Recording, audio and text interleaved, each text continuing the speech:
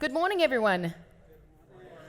I had the privilege this morning when I drove in from the northern suburbs. Someone said to me, "Do you realize that you are in the prettiest part of South Africa?" I looked to the mountains and I realized that. So welcome to the prettiest part of South Africa. Ladies and gentlemen, it is a huge honor for me to be here this morning. My name is Ilana Africa Bredenkamp. I'm a show host by day on Jacaranda FM. It's a local radio station. We are national on an app, but otherwise I reside in Gauteng in Johannesburg here in South Africa. But today I get to be here and I feel like we have something in common, and I'll tell you why. When initially they asked me to be the MC or the host for today, I said I'd be delighted to be here, and my dad said to me, "I'm sure they asked you because you're all about the drama." I'm a drama graduate from Stellenbosch University. So I said to him, no, to the contrary, I think they asked me because I'm a change maker.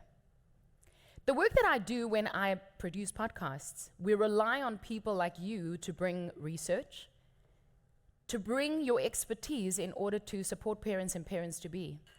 And I'm quite excited when I look at why we are gathered here today. But before we even get there, to our online audience, a warm welcome, and to all of you, thank you so much for being here.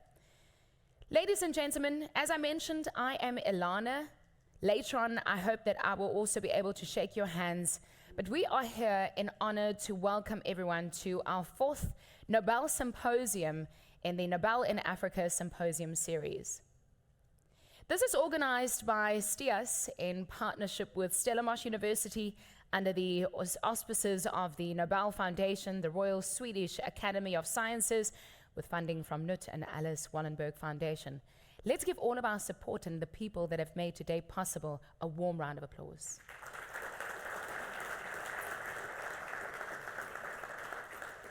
Now, when I looked at the theme for today, it was quite contrasting because usually all I want is solutions. You know, I want my theme to say the solution to everything. But this one says progress and challenges in cardiovascular medicine. And that's what brings us together today, our leading cardiovascular researchers, all of this to assess the advancements in understanding disease, translating research into prevention and treatments, also addressing cardiovascular disease globally, and then our specific focus on how to acknowledge this and make things happen in our middle-income countries. But before we get to today, someone earlier called it the meat of today, we are going to extend a warm welcome to the following people. The chair and members of the STIAS Board of Directors are representatives of the Wallenberg Foundations, represented by Ms. Ingrid Zunderstrom. Stellenbosch University Rectorate, represented by Professor Sibu Moya, also Professor Hester Klopper. Symposium conveners to Joran Hansen, to Jan Nielsen, to Hans Stradom. Hans Stradom is from Stellenbosch University. He's a resident. Jan is from Lund University, and then Joran from Karolinska Institute. Also to our symposium participants, as well as all of you, our ladies and gentlemen, all protocol observed. You're familiar with the series, and even online it's so beautifully explained as to where we are every year as we move through the series. The Nobel series, it began in 2022. It has previously been covered with physics, chemistry in 2023, our economic series or sciences in 2024, and then, of course, where we are today with physiology, medicine, and, of course, next year, which I'm quite excited about, 2025, celebrating literature. Ladies and gentlemen, as we delve into this theme of progress and challenges in cardiovascular medicine, I also want you to understand, which I think you do, that today is an advancement and we have so much to learn when it comes to where we are moving towards. And so I'm quite excited. We're going to have a panel discussion later on. I call it a conversation. But before we even get there, I want to introduce you to our first speaker of our symposium today as we officially open today. Professor Joran Hansen. He is a physician scientist who is recognized by his discoveries of inflammatory mechanisms. He is a professor of cardiovascular research at Karolinska Institute in Stockholm, Sweden. He's received his MD and PhD from Gothenburg University, Sweden, and joined Karolinska Institute in 1995. He's also been a postdoctoral fellow at the University of Washington in Seattle, a visitor professor at Harvard Medical School, a professor in cell biology at Gothenburg University, and he is currently affiliated with the Department of Medicine and the Center of Molecular Medicine in Karolinska Institute. We're quite excited to have him on stage. He is a member of the Royal Swedish Academy of Sciences and Academia Europaea, and served as the Secretary General of the former during 2015 and 2021. He's also the Vice Chairman of the Board of Directors of the Nobel Foundation. This was from 2010 to 2022, and has chaired the Nobel Committee for Physiology and Medicine for several years.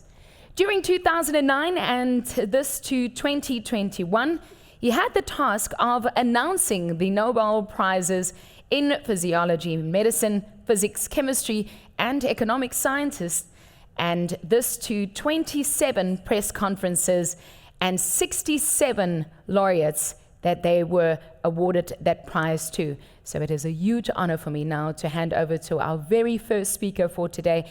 Put your hands together in the most beautiful city as we're celebrating Professor Göran. Please join us here on stage. Thank you. Thank you so much. I appreciate it. Very much, Ilana. You're not an easy act to follow. But, ladies and gentlemen, we are finally here.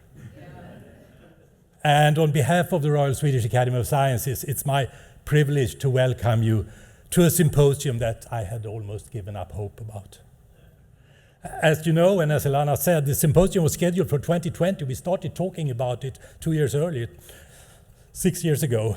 But then came the pandemic. We postponed it to 2021, another wave of the pandemic, another postponement. And when the pandemic was over, preparations were already ahead for the other Nobel Symposium, the other areas of the Nobel Prize, physics, chemistry, economics. And we were last on the waiting list rather than first. And for a long time, it felt more and more uncertain if there was ever going to be a symposium. And finally, it was scheduled for October 24. Then we heard about the Mpox epidemic. It didn't turn out to be that big a disaster.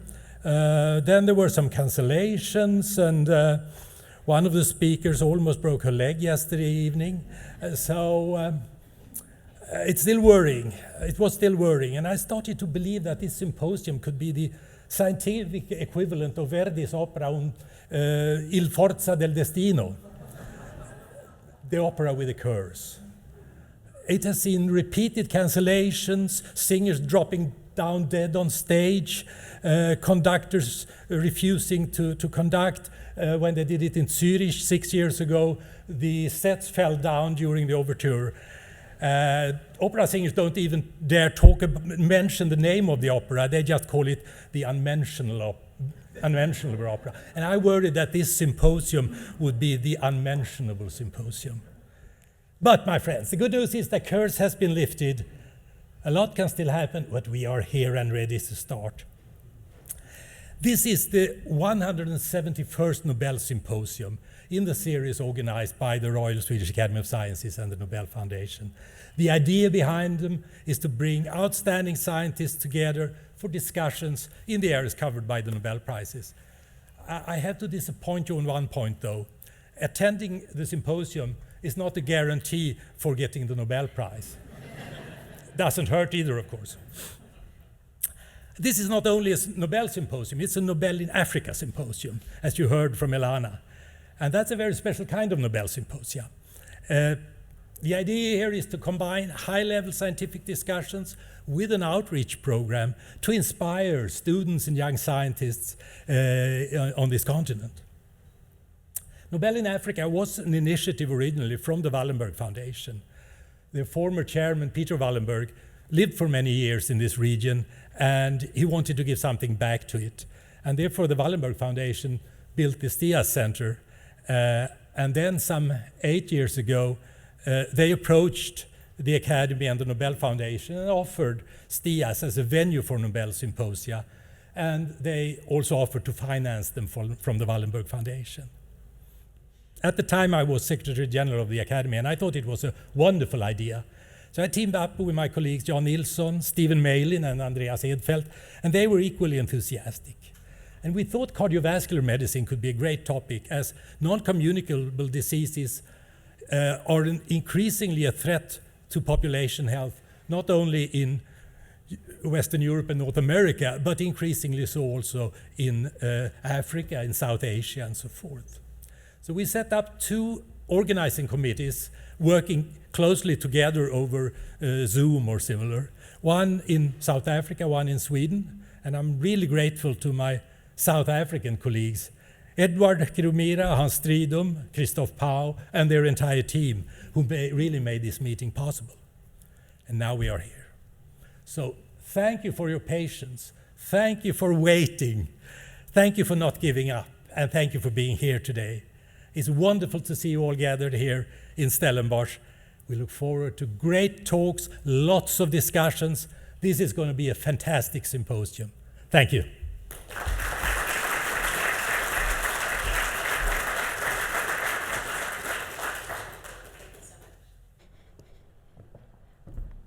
Professor always has a way of making you feel welcome, and you did so with even a few laughs, so thank you so much.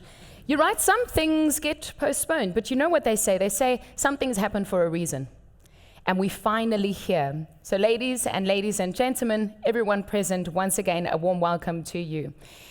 You're right, it has finally happened, and so we have opened this session, we have opened this symposium, and I'm quite excited to introduce you to our next speaker, Edward Chirumira. He's in the building as well. Our professor here of medical sociology and professor extraordinaire of the Department of Sociology and Social Anthropology at the University of Stellenbosch. He's the director of the Stellenbosch Institute of Advanced Studies, STIAS. Now, can I just point out, what a beautiful building, isn't it? This is where you give a roaring round of applause, okay? So we want to say thank you that we can invade your home to do the most beautiful work to change people's lives. So thanks for hosting us. But I'm not done yet, Edward. He's the director of the Stellenbosch Institute of Advanced Study, as I've mentioned. His work focuses on HIV, AIDS, population and reproductive health, emergent diseases, and global health, with extensive in-country experience of several African countries. He's provided technical advisory and several international organizations and agencies. He's also obtained his PhD from the University of Copenhagen in collaboration with Harvard University. He's a fellow of the Uganda National Academy of Sciences and a member of the Academy of Science of South Africa. And before joining STIAS as director, Edward was principal of the College of Humanities and Social Sciences at Makerere University in Uganda, and national chair of the Central Coordination Mechanism for the Global Fund for HIV, AIDS, Malaria, and TB. Edward, as I've mentioned, it's a huge honor to be here today. Thank you so much for inviting us and letting us taste a piece of the winelands with this beautiful venue that creates so much change with the people that's in it. Let's give him a warm round of applause.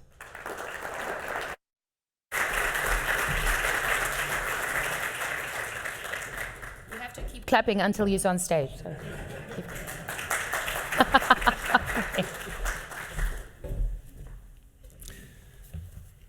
Thank you very much, Elana. And I think I should start from the wine side. We do have a vineyard just outside there, and we actually produce our own Pinotage. So I'm expecting that you have an opportunity to take part of that. So a very warm welcome, and I want to take cue from Uran's comments to say this one, we really had to persevere. We refused to give up, and I'm glad that we're here. It was supposed to be the first. It is now the icing on the cake. So thank you, all the team that has been very, very perseverant in this. I would like again to say a warm spring welcome. It's been a tough spring to come this year. It just refused to come. So it was winter and winter and winter. And so maybe because the Cardiovascular Medicine Symposium was going to happen, it made up its mind. And we have such wonderful, beautiful weather outside, and I hope that we also enjoy that. So I would like to extend a warm spring welcome to the Cardiovascular Medicine Symposium participants and the public that is attending this opening session. This week, as it's been mentioned, we conclude the first phase of the 4 Nobel Symposia under the STIAS Initiative. But I would like also to point out that now we've been assured of repeating that cycle, but this time even to do all the 6 Nobel Prize categories, starting with literature next year. So it's exciting times. We've actually already submitted the 2 proposals for 2026 and 2027. And I'm looking at everybody who is a member of the Nobel Committee here and say, you can't say no. So thanks to the Nobel Foundation, the Royal Swedish Academy of Sciences, the Wallenberg Foundations, the conveners, and all the members of the Scientific and Local Organizing Committee, both on the Swedish side and STIAS side. I would like to thank the chair and members of the board of directors of STIAS that have put confidence in us that we can do this. Just don't be excited that we can do more great things than this one, but we'll see how this goes. So we can all proudly say that the Nobel Symposium NS 171 on progress and challenges in cardiovascular medicine is now served. What is the club?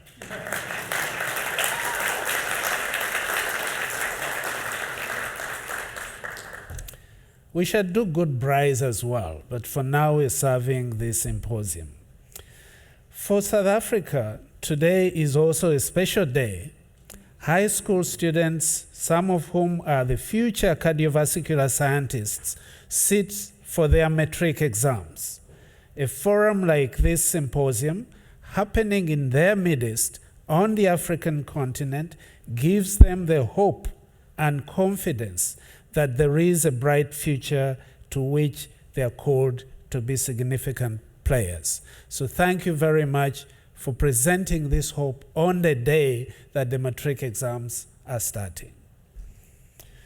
So I'm sure that now a number of them will choose to go the medicine way as they join universities.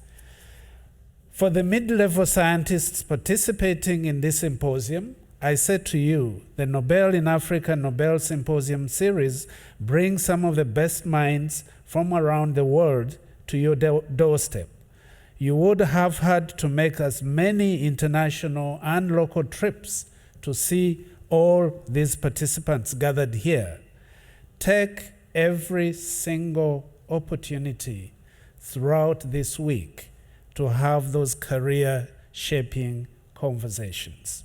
And I invite you to interact with the participants in that regard. I invite all participants to take interest in the STIAS Senior Fellowship Program, the ISO-LOMSO program, and other STIAS initiatives. When I look around, I see future STIAS fellows. Please do come back. Thank you very much for honoring us. Thank you for accepting to be part of STIAS, and thank you for yet more things to come. Thank you.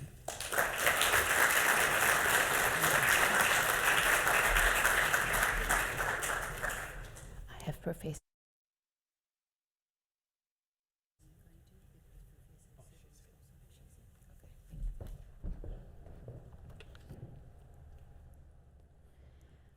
What's reassuring in this building is that there's hope, and Edward, you just mentioned it. South Africans are known to be, because I work in broadcasting, really enthusiastic fans. We are such good cheerleaders. But the one thing that Edward just mentioned is we've brought all this opportunity together, and we don't have to travel the rest of the world in order to experience it. I enjoyed what you said when you said use this opportunity this week to have that career-changing conversations. But then I think of what Juran said, that none of us are really eligible for a Nobel Prize by being here. I didn't say that it wasn't. Oh, he says it's not a guarantee. Okay. Really encouraging, bringing us hope. We have another speaker that is joining us today, and his speech will be done on behalf of our professor. Earlier, when I introduced and I welcomed everyone to this beautiful meeting, I mentioned that we have our Stellenbosch University rectorate that is represented by Professor Sibu Moyo, as well as Professor Hester Klopper. Our Stellenbosch University Rector Vice-Chancellor Wim de Villiers' speech will now be delivered by Sibu Moyo. Thank you. Let's give her a warm round of applause. Thanks, Professor.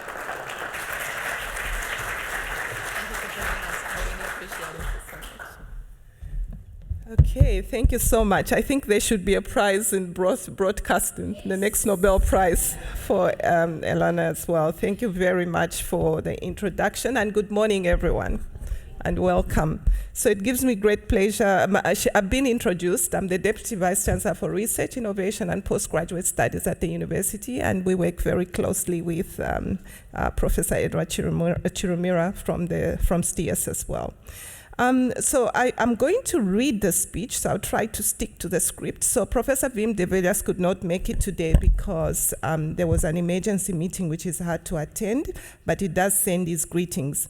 So I'll just start off by saying, really, it's a great pleasure to welcome you all again to the Nobel Symposium on Progress and Challenges in Cardiovascular Medicine, and the 4th Symposium in Nobel Africa held here at Stellenbosch University. So it's truly one of the highlights of SU's calendar. And by the way, you should forgive me, this speech was written for the rector, so there could be some areas which are not exactly the same, but it's supposed to be the same. So this symposium is more than an academic gathering. It is a testament to the collaborative strength and expertise of both South Africa and Sweden. So through this partnership between STIAS and Stellenbosch University, alongside the Nobel Foundation and the Royal Swedish Academy of Sciences, we are uniting leading minds from across the globe to address the challenges of cardiovascular medicine. Together, we bring diverse perspectives and knowledge, leveraging our combined strengths to drive progress in this critical area. At the heart of this collaboration is a mutually beneficial relationship between South Africa and Sweden, a partnership built on shared expertise and leadership across many fields. Both nations are at the forefront of scientific research and innovation, and this symposium embodies the spirit of co-leadership that defines our work. With generous support from the Knut and Alice Wallenberg Foundation, we are making strides that will influence global health far beyond our borders. I would like to extend a special word of thanks to our distinguished guests, His Excellency Mr. Håkan Hugot. I don't know if he's here today. Not here. Okay, and the Swedish Ambassador to South Africa. Not here. Okay, in their absence. And then Miss Ingrid Sandström. Okay, where's Ingrid? I saw Ingrid earlier. Okay, and then there's also, who are representing the Wallenberg Foundation. So their presence here today highlights the strong international support that drives this initiative forward. A heartfelt thank you also goes to the conveners of this symposium, Professor Göran Hansen. I saw Professor Göran, I think, when I was coming in. Thank you so much, of the Karolinska Institute, and Professor Jan Nilsson from Lund University. Thank you so much for joining us. And then Professor Hans Stridum from Stellenbosch University. Thank you for joining us as well. Their expertise and commitment have been crucial in assembling this remarkable event, of course, and we gather over the next 5 days, bringing together scientists and observers from around the world. Our mission which is shared, is to tackle the cardiovascular disease epidemic with a particular focus on its impact in low and middle income countries. This symposium offers a unique opportunity to apply cutting-edge scientific knowledge in ways that directly address the needs of the most affected. I'm confident that the insights and collaborations forged here will not only strengthen the bonds between our institutions and countries, but also make a lasting contribution to the global fight against cardiovascular disease. And then he says, thank you for being here, and I wish you an inspiring and productive symposium. So from us as a university, of course, we are really honored to host you for the symposium in physiology or medicine. And we really hope that you enjoy the week that you spend here. There's a number of things happening. If you're wondering today, there's also, we've got 2 Nobel Prize winners as well who are here in Stellenbosch, because our physics department is hosting them, and welcome from the Medical Research Council. I didn't see you here. So we are hosting a conference on optics where they are also presenting. So at the same time, same day, because our academics is a big university, we didn't know we're having the same event. So I really want to welcome you and enjoy, and I look forward to also seeing you to the lecture. I think tomorrow we have a lecture where we'll be. Yeah, so if I didn't observe you, please observe all protocols, because I think I might have missed out a few people, but thank you very much again, and we thank STIAS for the work that you do. Thank you.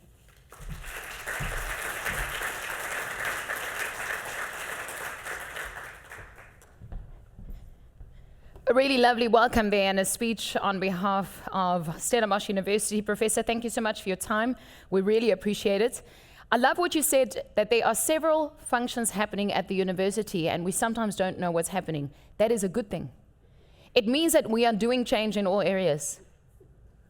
That's what it means. We should have another conference.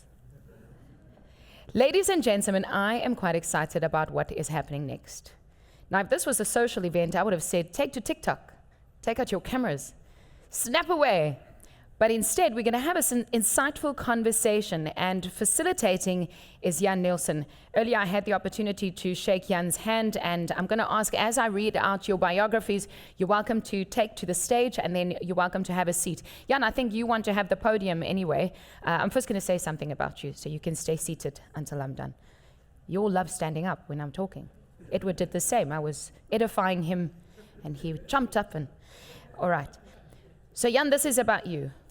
So first of all, thank you, because our conversation that will happen next is about cardiovascular disease in the 21st century. Our chair, as I mentioned, Jan Nielsen, a professor of experimental cardiovascular research at Lund University, Sweden.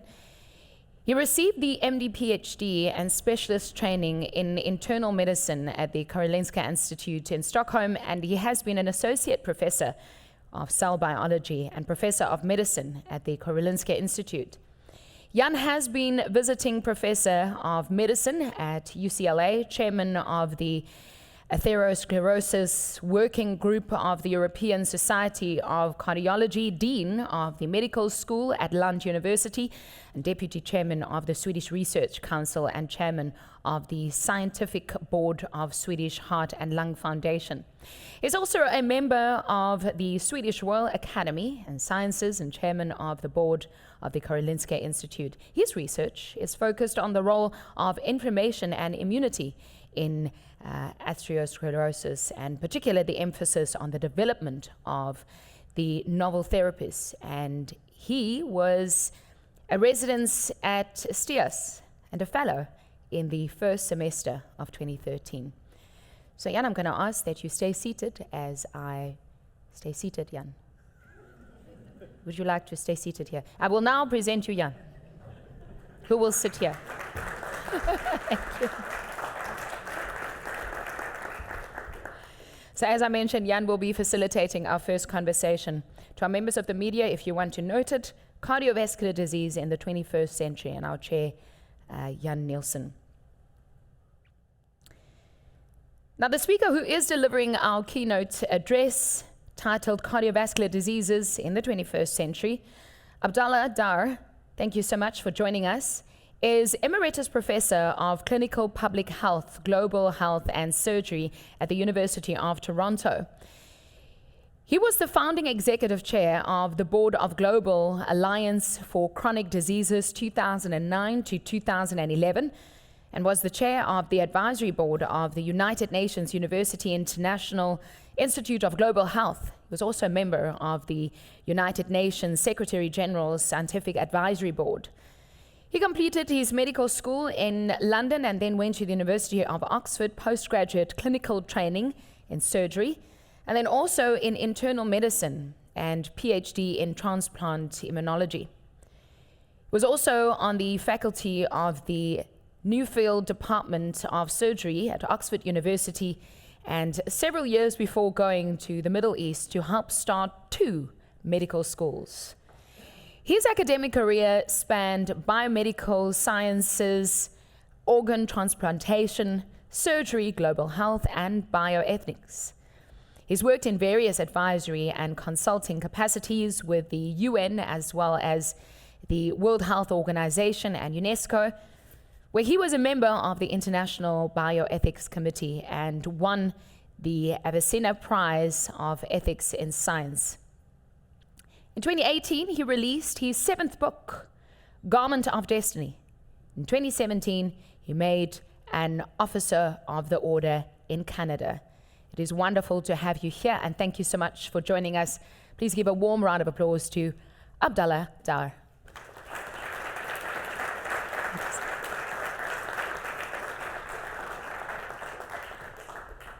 Thank you for joining us, Abdallah. Wonderful. Thank you.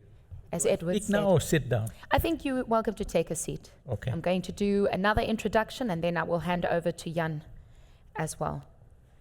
Edward said earlier, we're bringing the rest of the world together. It's wonderful to shake hands with you. Thank you so much for being here. And then, ladies and gentlemen, part of this discussion, cardiovascular diseases in the 21st century, of which our conversation chair is Jan. I would like to extend a warm welcome and introduce our speaker respondent to the keynote address. His talk, titled Cardiovascular Diseases in the 21st Century, an African Perspective. Professor Ndubeka Ntusi is the president and CEO of the South African Medical Research Council. Earlier we also heard Professor acknowledge his presence. He joins the AMRC from the University of Cape Town and Groote Schuur Hospital, where he was the chair of the head of Department of Medicine. He's also obtained his BSc Honours degree in cellular and molecular biology. This is from Harvard College, USA, as well as his MB-CHB degree from UCT, before completing a fellowship in the internal medicine through the College of Medicine in South Africa. He read the DPhil in cardiovascular medicine at the University of Oxford and completed his MD in cardiology at UCT. And he's been actively engaged and has contributed to improved understanding of cardiomyopathy, inflammatory heart disease, and heart failure in South Africa and abroad. Ntobeka is a distinguished and highly respected figure in the medical community as a key global opinion leader. His lifelong passion and the evidence-based healthcare, health systems research, non-communicable diseases, multi-morbidity, as well as universal health coverage, has really positioned him as a trailblazer in the medical research. He serves on numerous boards and scientific advisory committees where he provides scientific leadership global representation, or globally. Ladies and gentlemen, let's put our hands together for Professor Ntobeka Ntusi. Thank you so much, Professor. Thank you so much. Please have a seat. Thank you so much. Now, I know that Jan has been a fellow of STIA.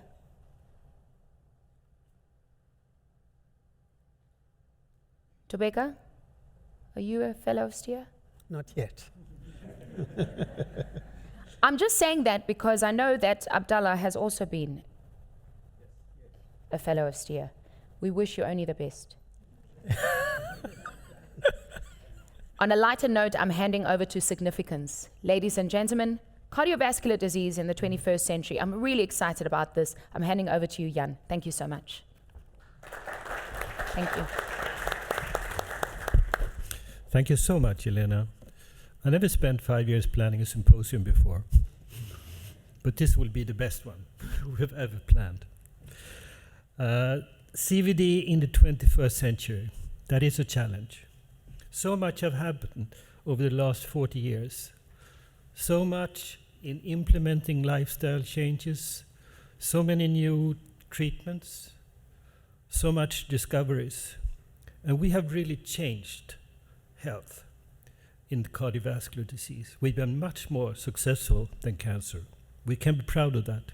At the same time, we have also seen both decreases of cardiovascular disease, dramatic decreases in many countries, in parallel with equally dramatic increases. And we're also meeting challenges because the better we are at treating certain risk factors and mechanisms, new mechanisms and new risk factors evolve. So we meet a continuous challenge in this disease, and we're never going to be close to completely get rid of it. CVD in the 21st century. When I first met Abdullah 11 years ago, you had a seminar about this. And after listening to that seminar, which was a large impression for me, I was very impressed by that. I can see no other that I would like to hear discuss these questions than Abdullah. Please.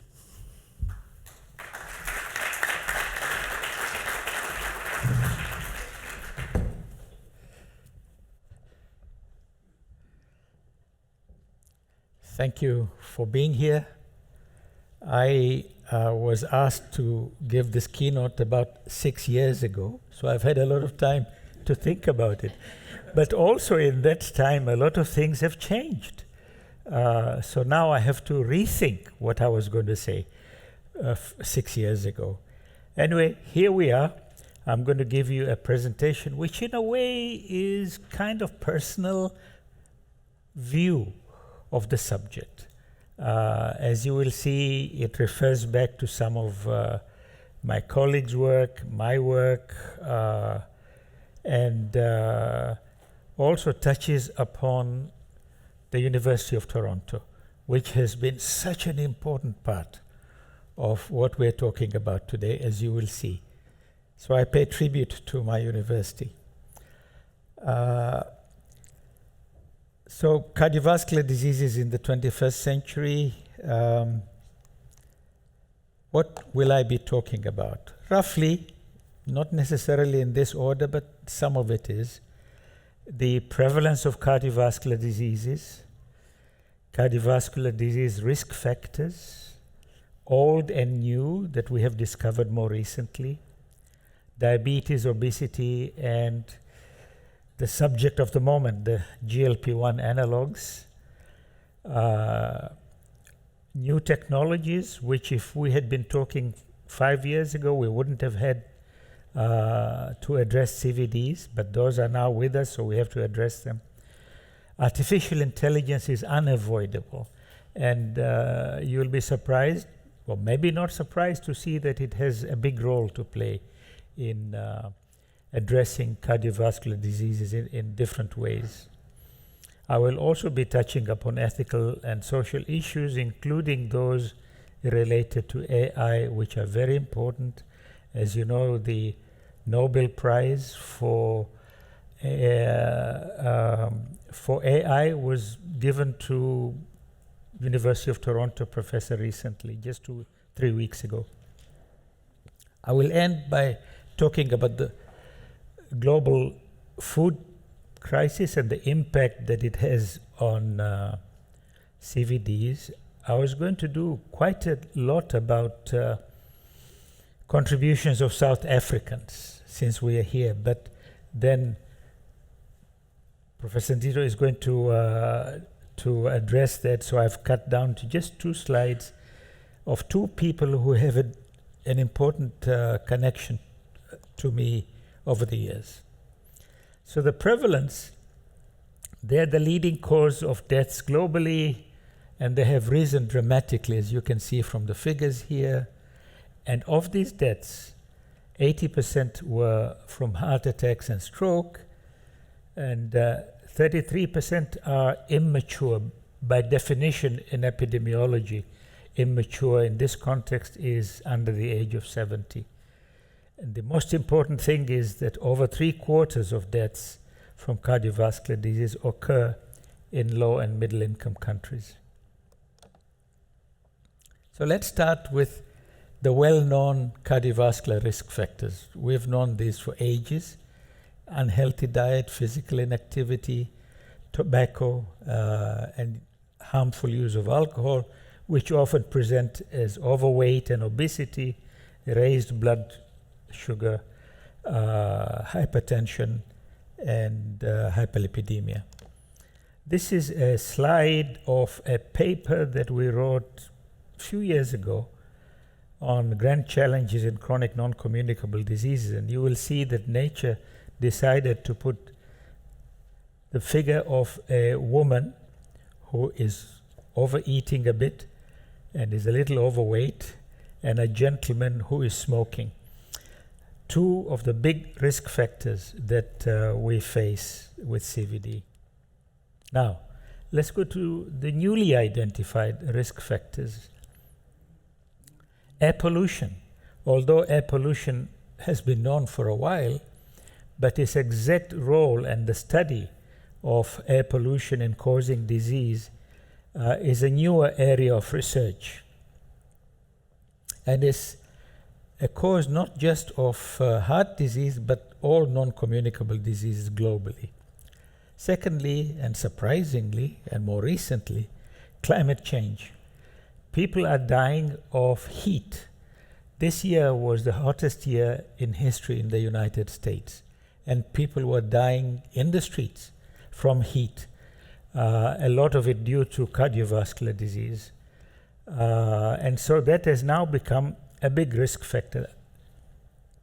COVID-19 is only a recent phenomenon from 2000, but it has become an increased risk of heart attacks.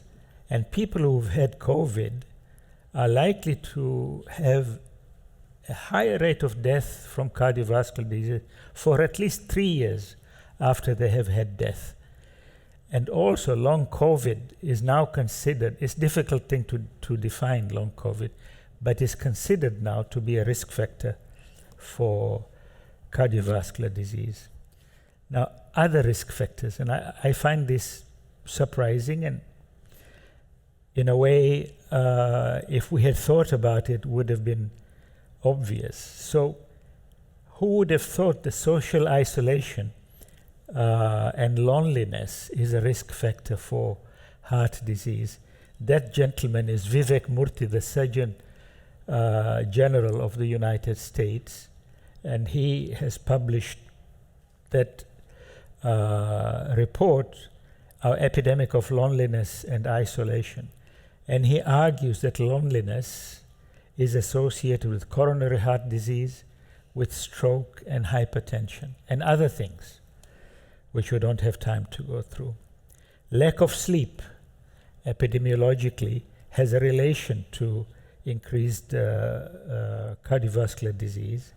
Psychosocial factors like depression, anxiety, and stress also. Now, ultra-processed foods have become almost unavoidable in our food chain at the moment. You almost can't eat anything which is not ultra-processed. And there is now evidence emerging to link ultra-processed foods to heart disease. Artificial sweeteners containing erythritol specifically are linked to blood clots and increased risk of cardiovascular diseases from that. Low fiber diets we've probably known for a long time because high fiber diets actually remove cholesterol from the body and low fiber diets don't. And more recently we have become aware that systemic autoimmune disorders are also risk factors for cardiovascular disease.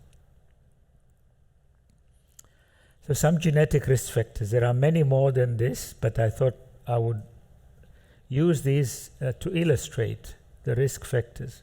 One is if you have a strong family history of, say, heart disease, especially your father died at an early age from ischemic heart disease, that will also carry through to your generation and maybe pass to the next one. Genetic familial hypercholesterolemia is a risk factor that raises LDL at an early age and will very likely cause heart attack at a young age. So if you see somebody dying of cardiovascular disease at the age of 20 or thereabouts, you should look for these factors underlying that. Some alleles of ApoE4 increase the risk of Alzheimer's, as we know, but they also increase the risk of heart disease. There are several genetic variations discovered for cardiomyopathies. This is now becoming a really big subject, the genetics of cardiomyopathies. And some of them are actually already being treated, for example, by CRISPR. And there are various genetic subtypes of type 2 diabetes. So let's go on now to talk about type 2 diabetes. There's a worldwide epidemic, and I've been working in the area of diabetes for a long time, and we have been seeing it increase year by year by year by year. There seems to be no stop to it, and at the moment it's gone from 100 million in 1980 to 529 million in 2021. It's a huge increase.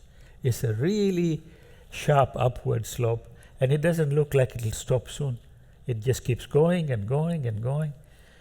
The rise has been more rapid in low and middle income countries. Eating junk food, not having access to treatment. We're talking of type 2 here. Not having access to treatment. A lot of factors go into not having your type 2 diabetes taken care of.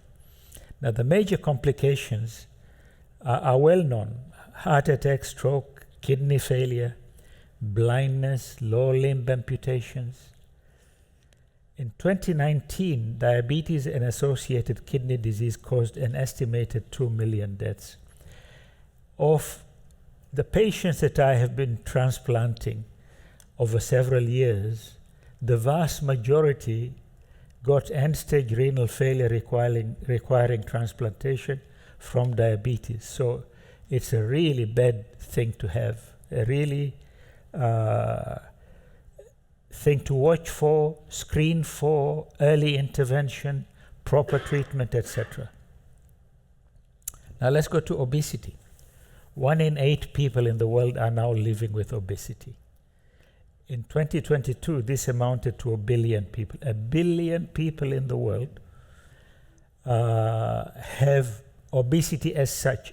Additionally, 43% of people are overweight, which is slightly lower than real obesity. But still, these are people who are heading towards obesity. So in a few years, those who are overweight will be obese, and that adds up to a lot of people who will not only have obesity but also the side effects of obesity. And look at the increase. The worldwide obesity amongst adults has more than doubled since 1990 and has quadrupled among children and adolescents. And we know that once children become obese, it's almost impossible to stop it in the future. A teenager who is already obese will almost certainly continue to be obese for the rest of his life without dramatic intervention. This is a world map of obesity, and I want to point out 2-3 things about it. One, the vast majority, the highest concentration of obesity is in countries like United States, lesser so in Canada, a lot of it in Latin America, South America, Australia, etc., etc. But look at Africa. Africa still has a chance to avoid going this way. Although I don't know whether it'll be possible to avoid going that way, but most of it, as you can see, apart from South Africa, is still green. In South Africa, not in this room, but outside, you will notice people are already obese. So that brings us to how to address obese today. And this brings us to the GLP-1 analogs that you have all heard about, a game changer for managing both diabetes and obesity. These are glucagon-like peptides, hormones, that activate the GLP-1 receptor, which is normally released after food in the form of incretin, after having lunch or dinner. Semaglutide is a molecule that has been made by Novo Nordisk in Denmark, a company that I know very well. These drugs are now used by millions of people to lose weight as an end in itself. So no longer is it being used because you have diabetes or some other reason. It is being used as an end in itself by people by the millions to lose weight. It's become really, really prevalent now. Even young people are taking it. And it's causing a lot of problem financially for a lot of people, unless it's paid for by your insurance, which in many countries is not, then it is costly.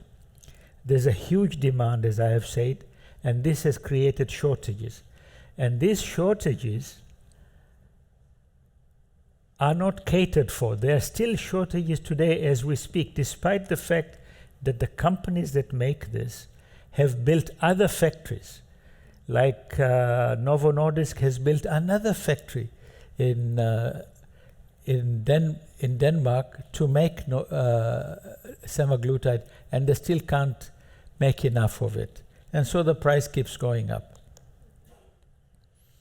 Now, in addition to those functions, this is like a magical drug. It really seems to have no end to the kinds of things it can treat.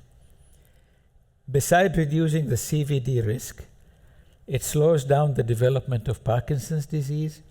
It suppresses addiction, just any addiction. It'll suppress it.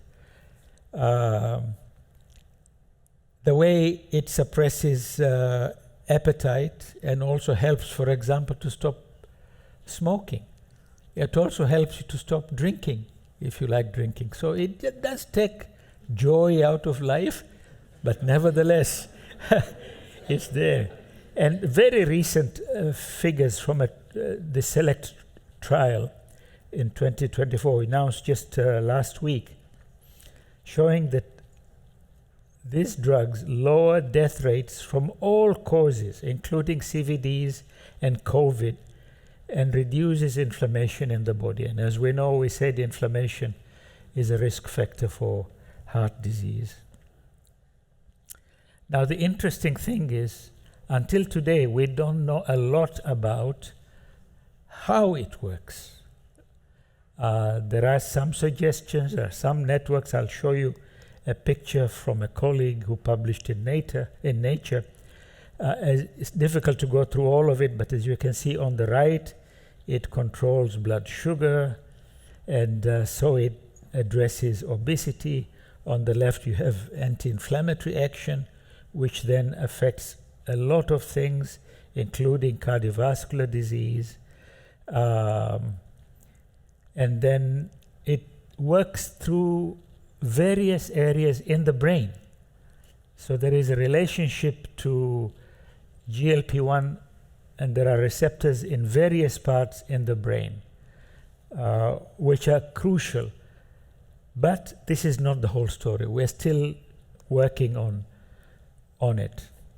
So let's now look at the negative effects of GLP-1. First of all is the cost. It costs $1,350 every 4 weeks if you're on it. So if you take it for the whole year, you can calculate how much that is. It has many interactions with other drugs, including aspirin, asthma medications, anticoagulants, etc. So really, it should be used with doctor's supervision, and yet it's not. It's not used with doctor's supervision at all. It causes suicidal ideation and behavior, can give you pancreatitis, can give you hypoglycemia, retinopathy. In rare cases, it can cause kidney damage to the extent that you reach end-stage kidney failure. And we're still not sure what happens when you stop. So you would take it for whatever, a year, and then you run out of money, and then you stop, and we don't know what will happen. But basically, your weight will come back. It'll vary a little between person and person, how long it'll take to come back, but essentially after a while, the weight will come back. So there is an almost philosophical question related to this. Should we be prescribing it to people, etc.? Now, let me talk about my university and how generous it's been. In 1922, a professor from University of Copenhagen visited Toronto University because at that time he had heard that people were already using insulin. It has already been discovered and was being used clinically, and as a result, the people who discovered insulin, Banting, Best, MacLeod, received a Nobel Prize. These were people who sold the patent for insulin to the University of Toronto for $1. So that is now given to a university, and the university will then give it out to other people because Banting said insulin does not belong to me, it belongs to the world. His idea and the University of Toronto's idea was to make sure that the whole world had access to insulin. So the outcome of Krog's visit was permission from University of Toronto to make insulin in the Nordic countries, which led to the foundation of Novo Nordisk. Today, the market cap of Novo Nordisk is bigger than the GDP of the whole of Denmark. It's unbelievable. Quickly now, coming toward the end, newer technologies to address cardiovascular diseases. So now we have CRISPR-Cas9, which we didn't have. It's a technique for editing the genome, and it can do almost anything. It can be applied to those conditions related to the heart, including heart transplantation. It has already been used to cure sickle cell disease, and sickle disease is a major factor in the causation of stroke. People with sickle cell disease often will get a stroke and probably die from it. Artificial intelligence is unavoidable now. There is almost one artificial intelligence announced every day for something else. As Bill Gates said, this is the first technology that has no limits. There is no limit to how much artificial intelligence can do. In the case of stroke, just as examples, it can predict risk for embolic stroke early. In intracerebral hemorrhage, AI will reduce the time to diagnosis and therefore limit brain damage. In the heart, you can apply it to ECGs in a way that will give you early indication congestive heart failure is imminent, or it can detect atrial fibrillation earlier with AI-guided ECGs. Just a few examples there. This is a picture showing how AI will aid in the diagnosis of CVDs, so valvular disease, fibrillation, etc., in that picture there. In cardiac imaging, it really has revolutionized, for example, MRI imaging by enhancing image quality, reducing scanning time, elimination of artifacts, and faster processing afterwards. CTs, it allows for higher image quality, etc., as you can see there. Coronary angiography, and even functional assessment of stenosis. But AI comes with a lot of ethical issues. UNESCO did a complete review and published it on in that publication. So in no other field is the ethical compass more relevant than in artificial intelligence. There are all those things that we know about: misinformation, disinformation, deep fakes, surveillance, censorship. One thing that most people don't realize is that it uses huge amount of energy, and that contributes, of course, to climate change. And so recently a number of AI companies have commissioned nuclear reactors.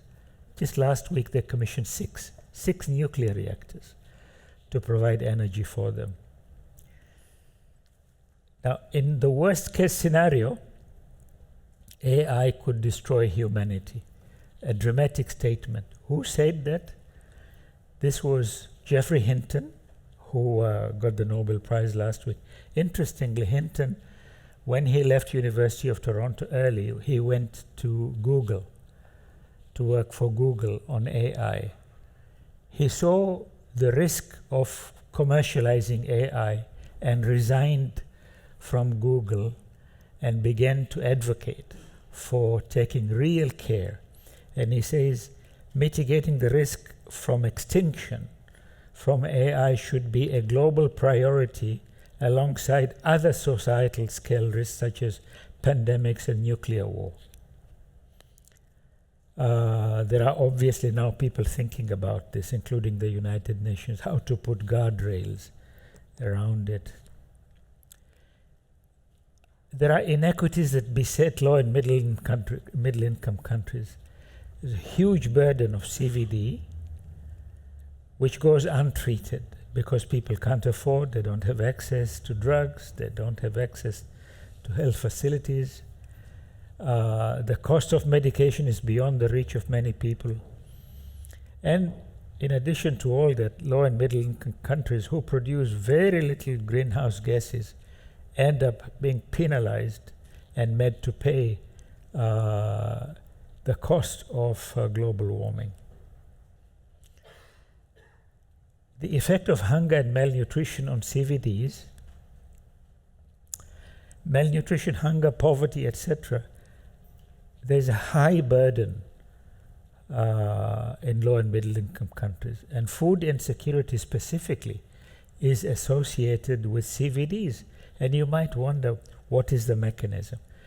When you think about it, if you don't eat for 2 weeks, you'll die. But how? This is the way. Inadequate intake of protein and energy results in loss of skeletal and myocardial muscle, leading to loss of ability to generate cardiac output. That's how it causes heart failure and heart disease. We're coming to the end now. The United Nations 24 report on global food crisis says, in a world of wealth, children are starving to death in many places. In 2023, 300 million people faced food crisis. More than 2 billion people don't have enough to eat. A record number are currently facing acute food insecurity. The conflict in Gaza Strip accounted for 80% of those facing imminent famine. And in fact, it's happened. The famine has already happened. The other 20% are from those other countries. The report further projects that 1.1 million people in Gaza will be at catastrophic levels. And as we know, the civil war in Sudan has led to severe food shortages. I put those in brackets because it's not part of the report. So we come to an end now. The Gates Foundation gives an annual award to a person that they think has made a major contribution to society. So this was awarded to Brazil's President Lula, recognizing his incredible program called Bolsa Familia, an anti-poverty and social inclusion program that helped lift millions out of poverty and reduce the nation's stunting rate over 3 decades. Lula is building on this domestic legacy by being the champion for the Global Alliance for Hunger and Poverty.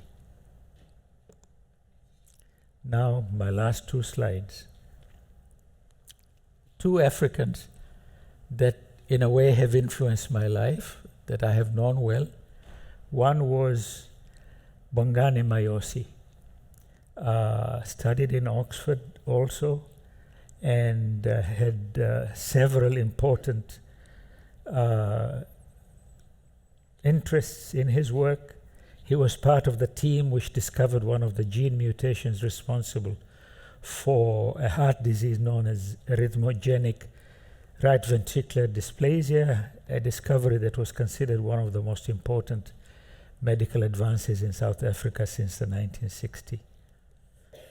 He has passed, unfortunately. My wife and I and his wife had dinner a few weeks before he passed.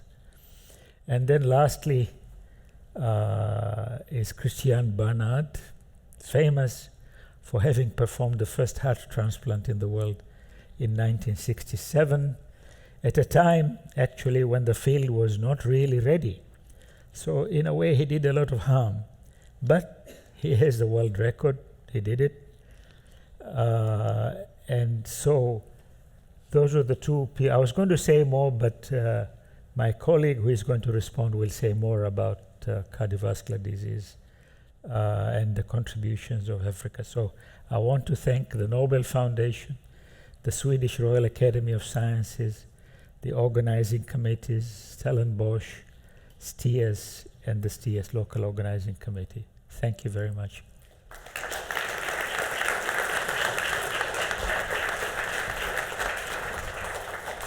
Thank you. Thank you, Abdullah, for a very inspiring lecture as usual. So we're now changing focus to Africa. Africa has been a low-risk cardiovascular region, but things are changing. So the question is, how will you meet this? Will you draw on the lessons from successful strategies from Western countries which has reduced cardiovascular disease? Or are the challenges that you meet in Africa totally different, requiring other strategies? So I'm happy to introduce Professor Nobeka Nutsi from the South African Medical Research Council.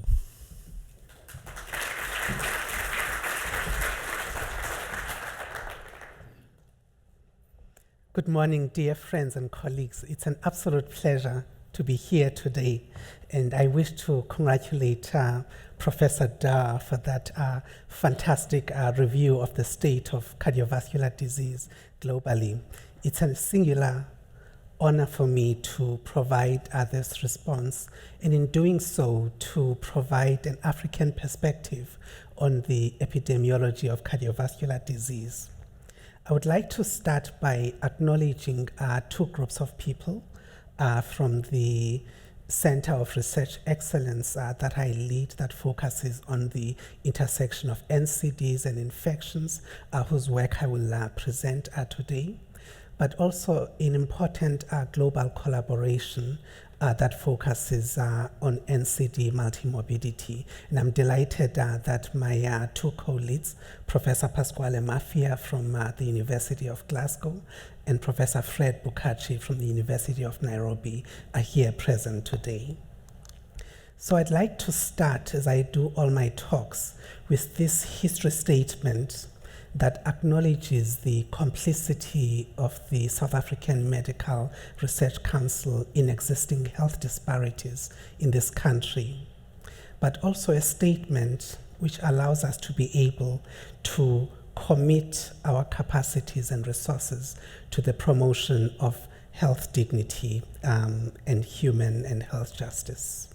These are my disclosures that I'd like you to note, none of which have any relevance for this lecture, but to acknowledge people who funded much of the work that I'll present today. Like Professor Dar, I'm starting with this introductory slide that shows the contribution of cardiovascular disease to the global burden of disease. In the year 2019, nearly 18 million people died from cardiovascular disease, 85% of whom died from atherosclerotic cardiovascular disease manifested in the form of myocardial infarction and stroke. And over 75% of these deaths occurring in low and middle income countries. And these deaths that were premature were driven by cardiovascular disease in nearly 40% of people around the globe. This map demonstrates the age-standardized mortality rates for cardiovascular disease. And what you want to focus on are the red and brown regions. And you will see that for an equivalent burden of cardiovascular disease, the age-associated disease DALYs are much higher amongst Africans and Asians compared to high-income countries. And in addition, if you look at the spectrum of cardiovascular disease, in Africa, hypertension, stroke are the main drivers, and lower contributions from coronary artery disease. And you might ask yourself, what are the key drivers of cardiovascular disease in these regions? You will see that there are important environmental risk factors like particulate matter and air pollution, but also important metabolic risk factors, of which uncontrolled hypertension is the key. And of course, you've heard about the global food crisis and the contribution of unhealthy diets to development of incident cardiovascular disease. What we've noted over the last 20 years is that the burden of cardiovascular disease and subsequent mortality from cardiovascular disease has continued to increase at an unabated rate in all regions in sub-Saharan Africa.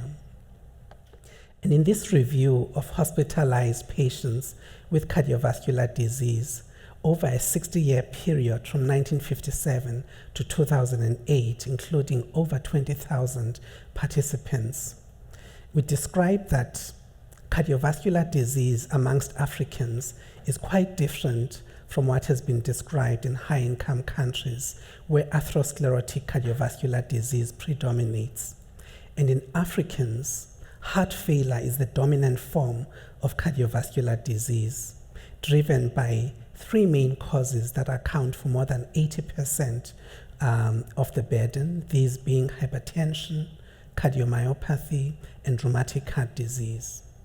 But there's another important difference from high-income countries in that, unlike in countries in the global north, cardiovascular disease amongst Africans occur in the young, median age of onset of around 40 years of age, but also the significant contribution of infections to development of cardiovascular disease. And because of their impact on the young, those who are of working age, cardiovascular diseases amongst Africans have an inestimable impact on the economies of these countries. In a more updated review, we demonstrated again that hypertension, cardiomyopathy, and rheumatic heart disease continue to be the leading causes of cardiovascular disease amongst Africans. And even when we included two recent publications of the causes of heart disease amongst Africans, the thesis heart failure study, as well as the inter-CHF study. And in this important reflection on the state of cardiovascular disease amongst Africans, we described a hostile environment characterized by poverty, income disparities, limited national resources, and fragmented health systems, which act in concert with both infective and non-infective causes of cardiovascular disease to result in a epidemiological transition characterized by increase in obesity, hypertension, type 2 diabetes, as well as an evolution in many cardiovascular and non-communicable complications in rural, semi-urban, and urban settings. This is an important publication led by George Mensah from the Global Burden of Disease, showing that both in men and women, there's been a significant change in the epidemiology of cardiovascular disease, with the biggest growth being in low and middle income countries and improvements in outcomes in high income countries. But strikingly, despite the relatively low prevalence, note the very high age standardized mortality rates amongst Africans. And closer to home in South Africa, you will see that amongst NCDs, cardiovascular disease have for a long time been the leading cause of mortality. So what do we know about hypertension, both as a risk factor for subsequent cardiovascular disease, but as an important cardiovascular entity on its own? Its prevalence has continued to rise in low and middle income countries, and in fact, these now account for over 3/4 of the global burden of hypertension. And in sub-Saharan Africa, the prevalence is highest in women at just under 50% and about 35% in men. And you can see here the disconnect between our knowledge scientifically and our ability to manage hypertension effectively. Only about 50% of people who are hypertensive have been screened, and of those, only about a third have been treated. And of those who are treated, less than 10% are treated to target. This is now a dated but seminal publication from Salim Youssef and collaborators, the InterHeart study, demonstrating that of 9 key risk factors for development of cardiovascular disease, hypertension and diabetes were by far the most powerful amongst Africans. And in fact, hypertension was particularly powerful as a risk factor for development of acute myocardial infarction in Black Africans, with an incredible odds ratio of 6.99 for development of acute myocardial infarction. And when one looks at the world and the DALYs related to hypertension, you can see the significant impact on outcomes, particularly in the region of sub-Saharan Africa. So shifting attention now to a different form of important cardiovascular disease amongst Africans. Cardiomyopathies are classified morphofunctionally as dilated, hypertrophic, restrictive, arrhythmogenic, and then there are a number of overlapping subtypes. And our group and many others have shown that the prevalence of hypertrophic, arrhythmogenic, and restrictive cardiomyopathies amongst Africans are similar to what has been reported in other parts of the world. But 2 cardiomyopathies in particular appear to be endemic amongst Africans. These are dilated cardiomyopathy and endomyocardial fibrosis. And unlike in the global north, where hypertrophic cardiomyopathy is the most common form of heart muscle disease, amongst Africans, DCM predominates. This is an important publication coming out of Mozambique, which is really the bedrock of endomyocardial fibrosis prevalence, where the prevalence is in excess of 20%, occurring in those who are young, predominantly male, and it tends to be either biventricular or right-sided in involvement. We have led a large regional initiative to understand the genetic underpinnings of heart muscle disease amongst Africans. And this was really predicated on three key observations. The first being that there is significant genetic and phenotypic overlap between all forms of cardiomyopathies, suggesting that there is both a genetic and phenotypic continuum that underlies the development of these disorders. And then secondly, the recognition that all of these can be caused by both genetic or familial, as well as secondary or acquired causes.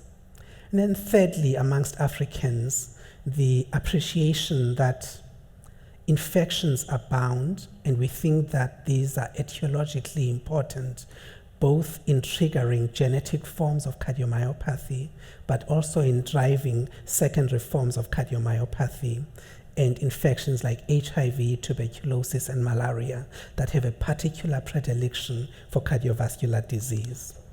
And so through this registry, we've been able to describe a number of critically important novel mutations that have subsequently been validated in other populations, but also describing new variants amongst known genes for cardiovascular disease. And in a recent publication of a pilot between South Africa and Mozambique that included just under 800 patients, we demonstrate that dilated cardiomyopathy is by far the dominant form of heart muscle disease amongst Africans, accounting for 72% of cases. And you can see the spectrum of causes of DCM in our cohort, and the contributions from other morphofunctional types being far less. We also looked at the etiology and found that a third of patients with cardiomyopathy in Africa are familial, a third are due to secondary causes, and a third remain idiopathic, where we think the contribution of genetics is likely to be important. But strikingly in the top right, you'll also note that the age of onset of cardiomyopathy amongst Africans is exceptionally young, 35 years of age. Compare this to high-income countries where the age of onset is in the 60s and 70s. What about rheumatic heart disease? Africa is the area with the greatest endemicity and therefore prevalence of rheumatic heart disease. But also if you look at the age standardized DALYs, they are highest in the regions of Africa, Oceania, and Asia. And in this remedy registry, led by Liesl Zulke and the late Professor Mayosi, they demonstrated the age of onset to be about 26 to 30 amongst women for decompensated heart failure, and much younger in men, around 19 to 25. And what they found was that 2/3 of patients had quite severe involvement with multivalvular involvement, and many of these at presentation already had very well established complications, and yet very poorly treated. Nearly 60% were on prophylaxis, and a minority were on anticoagulation where it was indicated, and strikingly, less than 4% of women of childbearing age were offered any contraception. And you will see that the availability of definitive forms of treatment, either valvuloplasty or surgery, is poorly available in most of these countries. Congenital heart disease is an important form of heart disease amongst young Africans in particular, where it is estimated that about 500,000 new babies are born with congenital heart disease. The spectrum is similar to what is reported in other parts of the world, but reports emanating from the Protea Registry suggest that the incidence of these is much higher amongst African children than what has been described in the global north. And infections are an important cause of cardiovascular disease amongst Africans.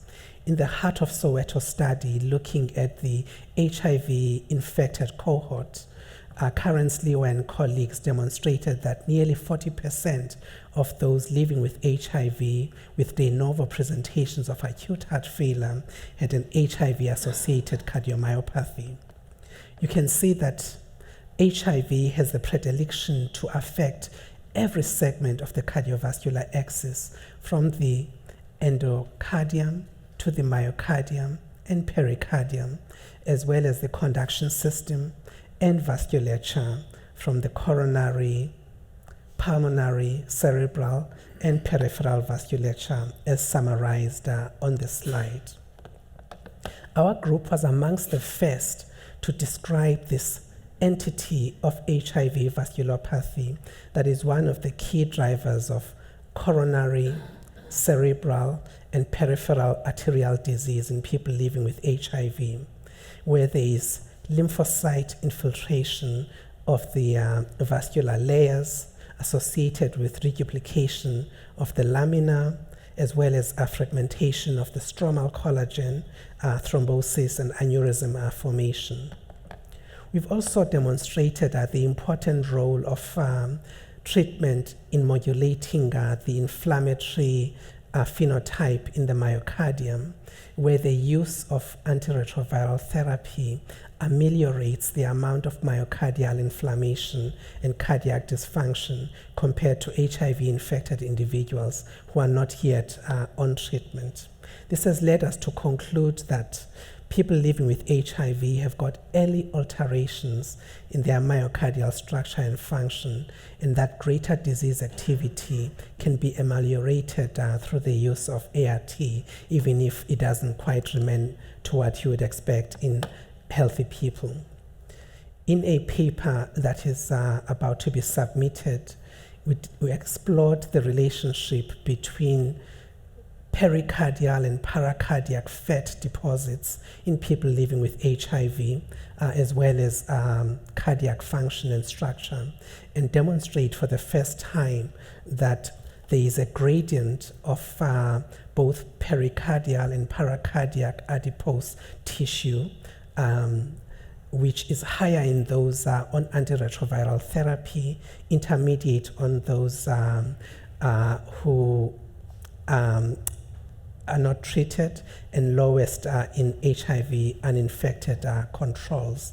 And yet, those who've got the greatest aspirations in myocardial function are those who are untreated, who have not yet been started on antiretroviral therapy. Now, our group has had an interest in understanding what the role of HIV in young people without cardiovascular risk factors may be in mechanistically driving myocardial dysfunction, and so demonstrated that those with evidence of myocardial fibrosis are those who have elevations in highly sensitive troponin T and BNP, but also demonstrated that there is expansion of the interstitium, and recently published a paper showing that youth without any cardiovascular risk factors have 13% higher burden of myocardial fibrosis if they had perinatally acquired HIV compared to those with horizontally acquired HIV or those who are uninfected. And so in closing, Many of us with an interest in global health contributed to a Lancet Commission on HIV, and really note the importance of global solidarity in taking an integrated approach to dealing with multimorbidity in HIV.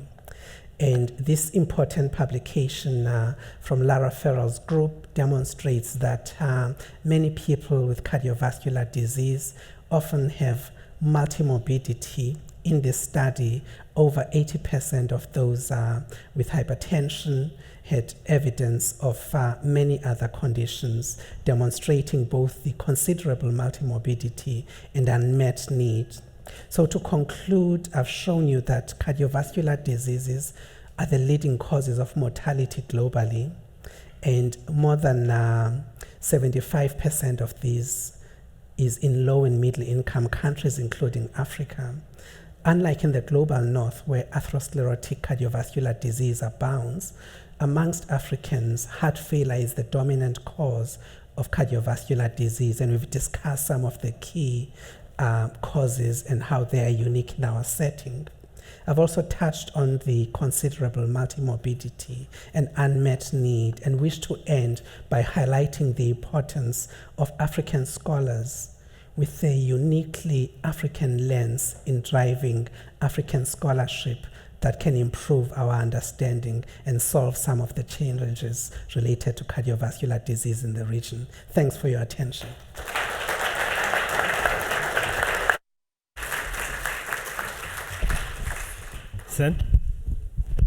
Thank you, Rebecca, and also Abdallah, for setting the stage for this meeting in such an excellent way. And I think you did a very good job in pointing out the challenges that we have in front of us, and they are not small. So this is the end of this session, and enjoy coffee, and please be back at 11 sharp.